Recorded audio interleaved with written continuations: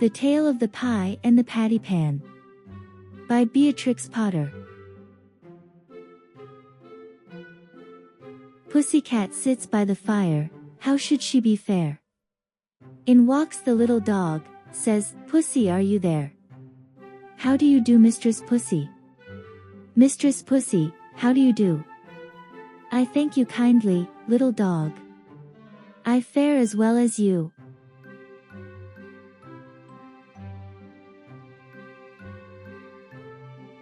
Once upon a time there was a pussy cat called Ribby, who invited a little dog called Duchess to tea. Come in good time, my dear Duchess, said Ribby's letter, and we will have something so very nice. I am baking it in a pie dish with a pink rim. You never tasted anything so good. And you shall eat it all. I will eat muffins, my dear Duchess, wrote Ribby. Duchess read the letter and wrote an answer, I will come with much pleasure at 4:15. But it is very strange. I was just going to invite you to come here, to supper, my dear Ribby, to eat something most delicious.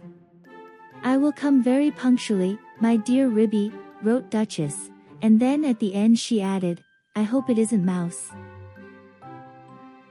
And then she thought that did not look quite polite, so she scratched out, isn't mouse, and changed it to, I hope it will be fine, and she gave her letter to the postman. But she thought a great deal about Ribby's pie, and she read Ribby's letter over and over again. I am dreadfully afraid it will be mouse, said Duchess to herself, I really couldn't eat mouse pie. And I shall have to eat it, because it is a party.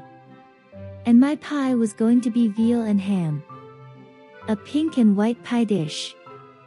And so is mine, just like Ribby's dishes, they were both bought at Tabitha Twitchit's. Duchess went into her larder and took the pie off a shelf and looked at it. It is all ready to put into the oven. Such lovely pie crust, and I put in a little tin patty pan to hold up the crust, and I made a hole in the middle with a fork to let out the steam. Oh, I do wish I could eat my own pie, instead of a pie made of mouse. Duchess considered and read Ribby's letter again. A pink and white pie dish, and you shall eat it all. You who means me, then Ribby is not going to even taste the pie herself. A pink and white pie dish. Ribby is sure to go out to buy the muffins. Oh, what a good idea. Why shouldn't I rush along and put my pie into Ribby's oven when Ribby isn't there? Duchess was quite delighted with her own cleverness. Ribby in the meantime had received Duchess's answer, and as soon as she was sure that the little dog could come, she popped her pie into the oven. There were 2 ovens, one above the other. Some other knobs and handles were only ornamental and not intended to open. Ribby put the pie into the lower oven, the door was very stiff. The top oven bakes too quickly, said Ribby to herself. It is a pie of the most delicate and tender mouse minced up with bacon. And I have taken out all the bones, because Duchess did nearly choke herself with a fish bone last time I gave a party. She eats a little fast, rather big mouthfuls. But a most genteel and elegant little dog, infinitely superior company to Cousin Tabitha Twitchit. Ribby put on some coal and swept up the hearth. Then she went out with a can to the well, for water to fill up the kettle. Then she began to set the room in order, for it was the sitting room as well as the kitchen. She shook the mats out at the front door and put them straight, the hearthrug was a rabbit skin. She dusted the clock and the ornaments on the mantelpiece, and she polished and rubbed the tables and chairs. Then she spread a very clean white tablecloth, and set out her best china tea set, which she took out of a wall cupboard near the fireplace. The teacups were white with a pattern of pink roses, and the dinner plates were white and blue.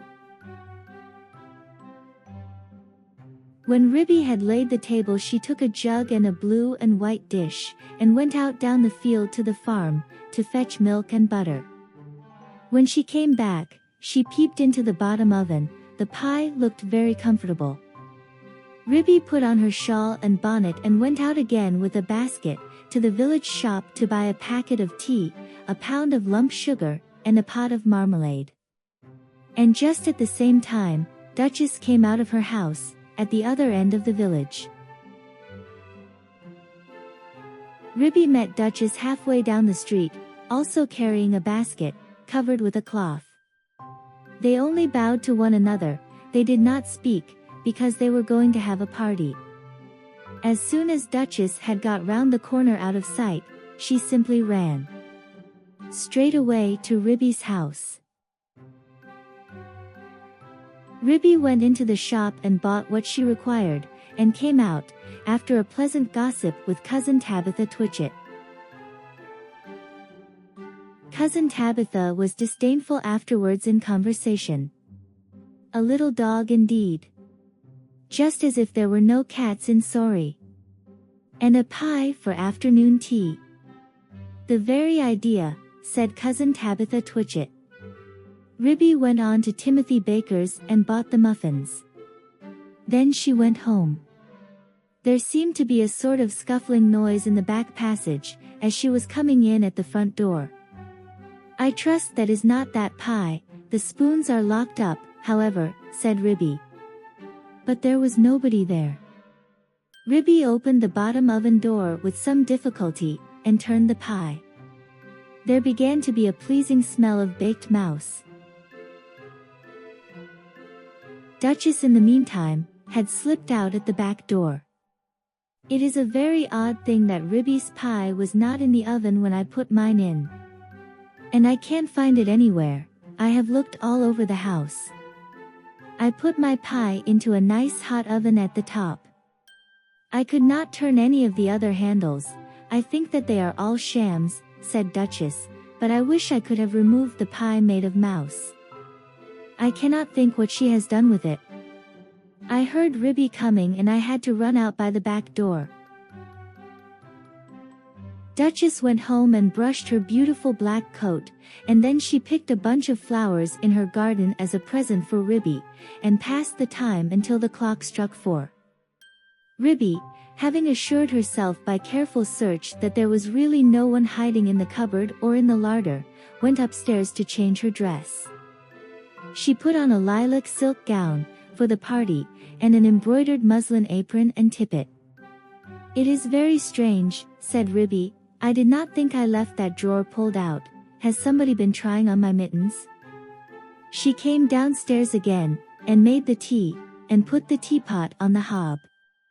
She peeped again into the bottom oven. The pie had become a lovely brown, and it was steaming hot. She sat down before the fire to wait for the little dog. I am glad I used the bottom oven, said Ribby. The top one would certainly have been very much too hot. I wonder why that cupboard door was open. Can there really have been someone in the house? Very punctually at 4 o'clock, Duchess started to go to the party. She ran so fast through the village that she was too early, and she had to wait a little while in the lane that leads down to Ribby's house. I wonder if Ribby has taken my pie out of the oven yet, said Duchess, and whatever can have become of the other pie made of mouse. At 4:15 to the minute, there came a most genteel little tap-tappity. Is Mrs. Ribston at home? Inquired Duchess in the porch. Come in. And how do you do, my dear Duchess? Cried Ribby. I hope I see you well. Quite well, I thank you, and how do you do, my dear Ribby? Said Duchess. I've brought you some flowers. What a delicious smell of pie. Oh, what lovely flowers. Yes, it is mouse and bacon. Do not talk about food, my dear Ribby, said Duchess. What a lovely white tea cloth. Is it done to a turn? Is it still in the oven? I think it wants another 5 minutes, said Ribby. Just a shade longer. I will pour out the tea, while we wait. Do you take sugar, my dear Duchess? Oh yes, please. My dear Ribby, and may I have a lump upon my nose? With pleasure, my dear Duchess, how beautifully you beg. Oh, how sweetly pretty. Duchess sat up with the sugar on her nose and sniffed. How good that pie smells. I do love veal and ham, I mean to say mouse and bacon. She dropped the sugar in confusion, and had to go hunting under the tea table, so did not see which oven Ribby opened in order to get out the pie. Ribby set the pie upon the table. There was a very savory smell. Duchess came out from under the tablecloth munching sugar, and sat up on a chair. I will first cut the pie for you. I am going to have muffin and marmalade, said Ribby. Do you really prefer muffin? Mind the patty pan. I beg your pardon, said Ribby. May I pass you the marmalade, said Duchess hurriedly. The pie proved extremely toothsome, and the muffins light and hot. They disappeared rapidly, especially the pie. I think, thought the Duchess to herself, I think it would be wiser if I helped myself to pie, though Ribby did not seem to notice anything when she was cutting it. What very small fine pieces it has cooked into. I did not remember that I had minced it up so fine. I suppose this is a quicker oven than my own. How fast Duchess is eating, thought Ribby to herself, as she buttered her fifth muffin.